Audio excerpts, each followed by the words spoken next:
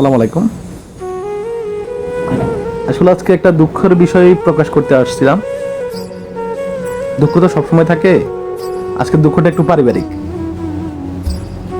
বিষয়টা হলো, আমি সৌদি আরবে আসার পরে আমার যেসব আত্মীয় স্বজন ছিল, ভাই বন্ধু ছিল, এলাকার মানুষ এবং শুভাকাঙ্ক্ষী ছিল, তারা আমার সাথে টোটালি কথা বলা বন্ধ করে দিয়েছে। এখন কেন বন্ধ করে দিয়েছে? ওই যে আমি যখন বলছি আমি সৌদি আরবে আসছি, কোনো কাজ পাই নাই, আমার হাতে কোনো টাকা নাই, আমি খুব অভাবে আছি, খুব কষ্টে আছি, এটা শোনার পরে আমার কিছু আত্মীয় স্বজনও আমার সাথে কথা বলা বন্ধ করে দিয়েছে। কেন আমি আপনাদেরকে বলি, ধরেন আত্মীয় স্বজনরা চিন্তা করছে, যারা দেশে আছে তারা চিন্তা করছে এখন সুমনকে ফোন দিলে সুমন যদি টাকা চায় আমাদের কাছে, যে ভাইয়া আমি তো বিপদ আছি, আমার কিছু টাকা দেন। আর যারা বিদেশে আছে আত্মীয় স্বজন, তারা চিন্তা করতেছে আমি যদি সুমনের ফোন রিসিভ করি, তাহলে সুমন যদি বলে যে আমার একটা চাকরি দেন, আর চাকরি দিলে তো হয়তো আমার অবস্থা ভালো হয়ে যাবে, তখন তো দেখা গেছে আমি তাদের সেম লেভেলে চলে আসবো। আসলে একটা কথা বলতে কি, আর ভাই বন্ধুরা যেটা ভাবছে সেটা হলো কি, সুমনের হাতে এখন টাকা নাই, এখন সুমনকে ফোন দেওয়া মানে আমাকে একটা ঝামেলা মাথায় নেওয়া। কিন্তু ভাই বিশ্বাস করেন, এই কষ্ট সময়টা থাকবে না।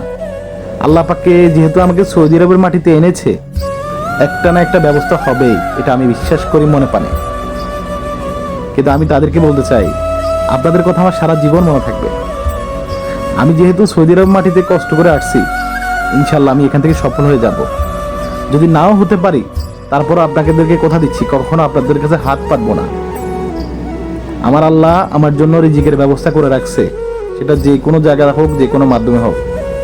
তবে আমার এই খারাপ সময়টা যারা আমার থেকে দূরে সরে গেছে, যারা আমাকে পাত্তা দেয় নাই, যারা আমাকে অবহেলা করেছে, তাদেরকে আমি সবসময় মনে রাখবো।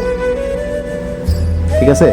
আজকে কথাগুলো বলতাম না, মানে গত কয়েকদিন যাবত, আমি যে আজকে 4 মাস যাবত সৌদি আরবে, তো আমি দেখতেছি আমার কিছু আত্মীয় স্বজন, কিছু ভাই বন্ধু, কিছু মানে পাড়া প্রতিবেশী, যাদের সাথে আমার ফোনে কন্ট্যাক্ট হতো, যোগাযোগ হতো, অথবা যাদের আমি ভালোবাসা মানুষ ছিলাম, এখন তাদের চোখে আমি আল্লাহু আকবার। আচ্ছা যাই হোক, সমস্যা নাই, আপনাদের কথা মনে রাখলাম।